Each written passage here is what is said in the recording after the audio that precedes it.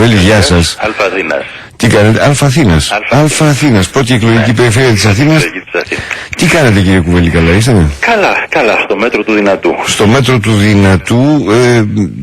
Τι γίνεται τώρα μετά από τόσο καιρό και τόσα πράγματα, τόσα γεγονότα, τόσες μεταπτώσεις στα προβλήματα που αντιμετωπίζει η Ελλάδα?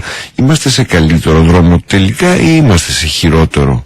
Κοιτάξτε, καταρχήν νομίζω ότι από την περίοδο την πάρα πολύ αναστατωμένη που προσπαθούσαμε να δούμε αν θα υπάρξει μια κυβέρνηση συνεργασίας κλπ, είναι θετικό ότι είμαστε σε μια πιο ήρεμη κατάσταση. Λόγω... Το βλέπουμε όλοι γύρω μας, λόγω του ότι οι πολιτικές δυνάμεις, κάποιες τουλάχιστον, αποφάσισαν να συνεργαστούν για να δούμε πώς θα μπορέσουμε να βγάλουμε την Ελλάδα από την κρίση. Μάλιστα.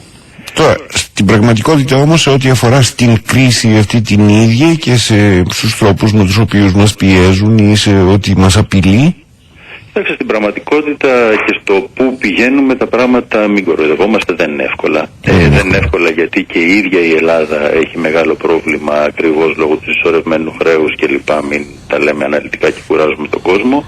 Και από την άλλη γιατί και η Ευρώπη έχει τεράστια δυσκολία να βρει ένα βηματισμό. Και αυτά τα δύο συναρτώνται πάρα πολύ μεταξύ τους, γιατί το να τα καταφέρει η Ελλάδα μόνη χωρίς την Ευρώπη να βρει ένα ρυθμό είναι πολύ δύσκολο, όντας ο πιο αδύνατος κρίκος στην Ευρώπη σήμερα. Και βέβαια, για να γυρίσουμε λίγο και στα καθημάς, εγώ το λέω πάντα και το πιστεύω ότι η Ελλάδα πρέπει να καταφέρει να βρει ένα βηματισμό όχι μόνο για να περιορίσει τις δαπάνες, τα έξοδα και να ισοσκελίσει τον προπολογισμό, αλλά καταρχήν να πάρει μπροστά η παραγωγική μηχανή της χώρας. Πώς θα το κάνουμε αυτό, κύριε Κουβέλη? Η δική μου γνώμη πάνω σε αυτό είναι ότι η Ελλάδα έχει πάρα πολύ σημαντικούς παραγωγικούς πόρους, έχει τα ενεργειακά, έχει τα πρωτογενή προϊόντα, τα αγροτικά, έχει τον τουρισμό, αλλά πρέπει να δώσει τις δυνατότητες στους ανθρώπους, εννοώ τις μικρές οικογενειακές επιχειρήσεις, να αναπνεύσουν και να πάρουν μπροστά. Και η αλήθεια είναι ότι τα φορολογικά μέτρα και όλα αυτά που έχουν γίνει τα 2 τελευταία χρόνια όχι μόνο δεν έχουν δώσει δυνατότητες, αλλά έχουν οδηγήσει και σε μια ασφυξία οικονομική αυτά τα μικρά νοικοκυριά, τις οικογενειακές επιχειρήσεις. Ξέρετε, ακόμη και αν θέλει κάποιος να ενεργοποιήσει τέτοιες δυνατότητες σαν αυτές που περιγράφεται, χρειάζεται κάποια χρήματα. Δεν ξέρω αν υπάρχουν αποθεματικά χρήματα αυτή τη στιγμή στις ελληνικές οικογένειες και στα νοικοκυριά ή στους ανθρώπους, τους νέους που θέλουν να προχωρήσουν σε τέτοιου είδους παιδεία, και η ρευστότητα των τραπεζών είναι ανύπαρκτη. Η χρηματοδότηση τέτοιου είδους επιχειρήσεων είναι μια ουτοπία πια. Όλα τα χρήματα τα οποία συγκεντρώνονται πηγαίνουν για την αποπληρωμή του χρέους και των επιτοκίων και των τόκων. Τι θα κάνουμε? Κοιτάξτε, γι' αυτό ακριβώς μιλάω για μικρές επιχειρήσεις οικογενειακού επίπεδου, γιατί η αλήθεια είναι, όπως ακριβώς το λέτε, ότι το να μπορεί κανείς να πει ότι με δανειοδοτικές διαδικασίες κλπ θα μπορέσει να στήσει μια δουλειά είναι πρακτικά, δεν θα έλεγα αδύνατο, αλλά πάρα πολύ δύσκολο. Το να μπορέσει όμως να βάλει μπροστά μια μικρή επιχείρηση οικογενειακή, αξιοποιώντας κυρίως την ίδια τη δυνατότητα των ανθρώπων της οικογένειας, να δουλέψουν δηλαδή μέσα οι ίδιοι άνθρωποι επενδύοντας τη γνώση τους, αυτό είναι εφικτό. Αυτό είναι πραγματικά.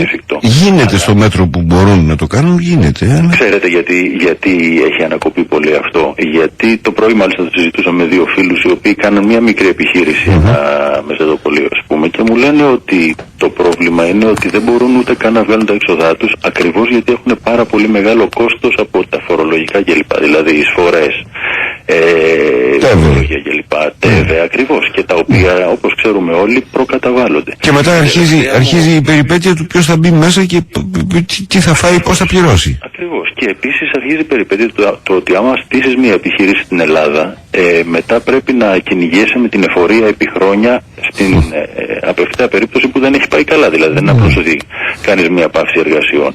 Λοιπόν, γι' αυτό το λόγο είχα πει στην τελευταία μου ομιλία μάλιστα στο Κοινοβούλιο ότι θα έπρεπε ιδίως για νέους επιχειρηματίες να σκεφτούμε να δίνουμε μια αμνηστία, είχα πει, αυτή ήταν η λέξη, μια αμνηστία. Την παρακολούθησα, το θυμάμαι κύριε Κουβέλη, αυτή τη λέξη χρησιμοποίησατε πράγματι.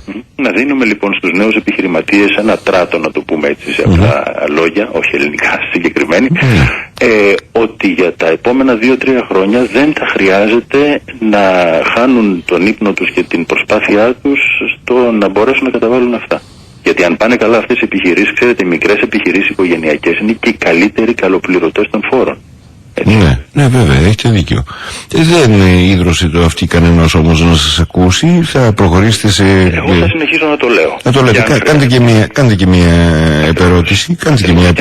Υπάρχουν και άλλοι τρόποι στο Κοινοβούλιο που μπορεί κανείς να επιμείνει σε αυτά. Μπορείτε να συγκεντρώσετε και έναν αριθμό άλλων βουλευτών που συμφωνούν στην πρότασή σας, να τη συνυπογράψουν και να γίνει πιο... Είναι σε μια κατεύθυνση, αλλά παρόλα αυτά δίνεται μια αναπνοούλα σε κάποιους θύλακες, σε κάποιες έτσι ομάδες, αλλά δεν λύνεται το πρόβλημά μας με αυτόν τον τρόπο. Όχι, το πρόβλημα δεν λύνεται, και το πρόβλημα για να λυθεί συνολικότερα, και εκεί έχει σημασία αυτό που συζητούσαμε στην αρχή, χρειάζεται και μια ανάταξη της αξιοπιστίας της χώρας, γιατί αν η Ελλάδα βγει λιγάκι από αυτόν τον φαύλο κύκλο που λέει ότι δεν είμαστε στο ευρώ, είμαστε στην Ευρώπη, πλέον θα γίνει και μια χώρα πιο θετική και για κάποιες επενδύσεις που μπορούν να έρθουν απ' έξω. Αυτό είναι ένα αντικείμενο που είχα δουλέψει πολύ όταν ήμουν στο Υπουργείο Εξωτερικών. Και που να σας πω ότι τον πρώτο καιρό, μόλις κάπως τα πράγματα είχαν ηρεμήσει, δηλαδή μέσα στο πρώτο εξάμηνο, έβλεπα ότι υπήρχαν από πολλές χώρες του εξωτερικού, υπήρχε η πρόθεση να γίνουν επενδύσεις. Μετά νομίζω ξανακυλήσαμε σε μια πολύ μεγάλη αβεβαιότητα, η οποία απομάκρυνε τους πάντες. Αυτό για μένα είναι ένα ζητούμενο από την σημερινή κυβέρνηση του κ. Παπαδήμου, να μπορέσει να ανατάξει λιγάκι την εικόνα της χώρας. Έχετε εμπιστοσύνη σε αυτό το κυβερνητικό μόρφωμα της κυβέρνησης του κυρίου Παπαδήμου, κύριε Κουβέλη? Έχετε επενδύσει, ας πούμε, κάποιες ελπίδες πέραν των αυτών που έχει αναλάβει αυτό το σχήμα και με τον τρόπο με τον οποίο δημιουργήθηκε? Κοιτάξτε, ψήφο εμπιστοσύνης έδωσα. Καλά, ναι, τη δώσατε υποχρεωτικά όμως. Αλλά επίσης πιστεύω ότι και ο ίδιος ο κύριος Παπαδήμος, έχω την αίσθηση, δεν τον ξέρω τον άνθρωπο, αλλά θεωρώ ότι και σαν τεχνοκράτης και σαν σοβαρός άνθρωπος και σοβαρός επιστήμονας έχει διάθεση να κάνει πράγματα. Τώρα, ότι πρόκειται για μια συνεργασία η οποία είναι ο λίγων παραφύσιν, και μάλιστα εγώ είχα πει και στην ομιλία μου στην ψήφο εμπιστοσύνης ότι προσωπικά δεν μου αρέσει και δεν μπορώ να καταπιώ το ότι έχουμε για πρώτη φορά στην Ελλάδα ακροδεξιά στελέχη μέλη μέσα σε μια ελληνική κυβέρνηση, και ένα ακροδεξιό κόμμα, να το πω γενικότερα. Αλλά παρόλα αυτά πιστεύω ότι αν ασχοληθεί συνολικά σαν κυβέρνηση όμως με το να λύσει αυτά τα θέματα, μπορούμε να δούμε κάποια καλύτερη μέρα. Έχω καταλάβει αν μου επιτρέπετε την κουβέντα, έχω καταλάβει την τρίπλα που κάνετε. Από τον κύριο Παπαδήμου πήγαμε στη σύνθεση της κυβέρνησης. Είναι μια τρίπλα αυτό και καλά το κάνατε. Αλλά ας μείνουμε λίγο στον κύριο Παπαδήμου. Και καλά, χαίρομαι που το πιάσατε. Ναι, κύριε Κουβέλη, υπεύθυνη κατά το μάλλον ήτον για την διεθνή οικονομική κρίση και άρα και για την ελληνική οικονομική κρίση είναι η κλεπτοκρατία των τραπεζών. Όταν εμείς βάζουμε, όπως και στην Ιταλία και σε άλλα μέρη, τους τραπεζίτες να μας βγάλουν από αυτή την κρίση, τα πράγματα είναι πολύ δύσπιστα πια. Ναι, εδώ βέβαια να είμαστε λίγο δίκαιοι με τον Πρωθυπουργό, τον κύριο Παπαδήμο. Ο κύριος Παπαδήμος δεν είναι ένας άνθρωπος που προέρχεται από το χώρο των αγορών, όπως λέμε, των ιδιωτικών τραπεζών κλπ, που διακινούν τα κεφάλαια, τα hedge funds κλπ. Ήταν στην Τράπεζα της Ελλάδος και μετά στην Κεντρική Ευρωπαϊκή Τράπεζα. Γιατί το λέτε αυτό? Για να σας πω κι εγώ κάτι άλλο. Για πείτε μου. Ο κύριος Παπαδήμος ήταν στην τράπεζα που ήταν στις Ηνωμένες Πολιτείες, από εκεί βρέθηκε στην Ελλάδα, στην Τράπεζα της Ελλάδας, όπως ακριβώς το είπατε, την οποία να μην την εξειδανικεύουμε, δεν είναι καμία κρατική τράπεζα, δεν είναι καμία κρατική τράπεζα, άκρος και πρόστιχα ιδιωτική είναι, και εκεί που θα έπρεπε να έχει ελεγκτικούς μηχανισμούς δεν τους άσκησε με τον τρόπο που απαιτείται να τους ασκεί. Ο κύριος Παπαδήμος είχε στα χέρια του μηχανισμούς από την Τράπεζα της Ελλάδας να ελέγξει και το μαύρο χρήμα και το ξέπλυμα και τους βρώμικους λογαριασμούς και τις offshore και όλα αυτά, διότι είναι γνωστά πράγματα αυτά, πώς έφυγαν τα χρήματα από την Τράπεζα της Ελλάδας. Ο κ. Παπαδήμος δεν ψέλισε λέξη στην εποχή του χρηματιστηρίου. Ο κ. Παπαδήμος ασχολήθηκε πάρα πολύ με την Trilateral Committee, της οποίας ήταν εξέχον μέλος, και ο κ. Παπαδήμος μετά πήγε στην Ευρωπαϊκή Κεντρική Τράπεζα, η οποία ελέγχει όλο το χρήμα που κυκλοφορεί, όπου και αν πηγαίνει, από όπου και αν προέρχεται, και έχει μηχανισμούς να το παρακολουθήσει. Επομένως ο κύριος Παπαδήμος είναι ένας πολύ υποψιασμένος άνθρωπος του βαθιού, του πολύ στενού πυρήνα αυτού που εγώ περιέγραψα πριν ως τραπεζική κλεπτοκρατία. Ναι. Κοιτάξτε, δεν θα σχολιάσω βέβαια την... ναι, βέβαια, διοντολογικά εσείς δεν μπορείτε, αλλά... Έτσι, και χαίρομαι το καταλαβαίνετε. Αυτό που εγώ περιμένω από έναν άνθρωπο ο οποίος έχει τοποθετηθεί σε αυτή τη θέση, γιατί δεν έχει εκλεγεί, έχει τοποθετηθεί, ναι. Είναι να χρησιμοποιήσει την τεχνοκρατική... Πιο σωστή είναι η έκφραση, έχει επιλεγεί. Ναι, έχει επιλεγεί, ευχαριστώ. Να χρησιμοποιήσει τη δική του σήμερα τεχνοκρατική γνώση για να μπορέσει να κάνει τους χειρισμούς που χρειάζονται ώστε η Ελλάδα να βρει έναν τρόπο συνεργασίας με τις αγορές. Μέχρι τώρα το έχετε δει στις μέρες που κυβερνά, που είναι πρωθυπουργός, ή είναι νωρίς ακόμη? Νομίζω ότι είναι νωρίς. Νομίζω ότι η παρουσία μέχρι στιγμής στο Συμβούλιο Κορυφής που έγινε δεν ήταν κακή, αλλά... Δεν ήταν και καλή, ήταν μια ουδέτερη ακουστική παρουσία. Ήταν μια παρουσία μιας χώρας η οποία μάλλον αποδέχεται την αδυναμία της, αλλά γι' αυτό πιστεύω ότι ένας τεχνοκράτης θα μπορούσε, δεν λέω αν μπορεί ή δεν μπορεί ο κ. Παπαδημός, αλλά θα μπορούσε να κοιτάξει και το άλλο κομμάτι της δημιουργίας μιας οικονομίας που παράγει πράγματα. Γιατί μόνο να τρέχουμε πίσω από τις αγορές και να πηγαίνουμε στο ρυθμό που παίζουν οι αγορές, οι τράπεζες κλπ. Που έχουν πολλά στοιχεία από αυτά που είπατε. Έτσι.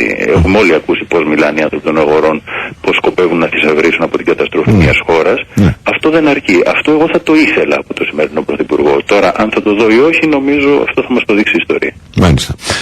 Κύριε Κουβέλη, εσείς τώρα είστε ένας άνθρωπος ο οποίος φαντάζομαι με πρόθεση εθελοντισμού ασχολείστε με την πολιτική και μπράβο σας, δεν έχετε συνδεθεί ποτέ με κάτι μεμπτό για να μπορέσει να σας το καταλογίσει κανείς και είστε από τους ανθρώπους εκείνους τους οποίους η κοινωνία ελπίζει ότι θα δώσετε κι εσείς ένα λάκτισμα, ένα σμπρόξιμο, μια όθηση στην βελτίωση των πραγμάτων.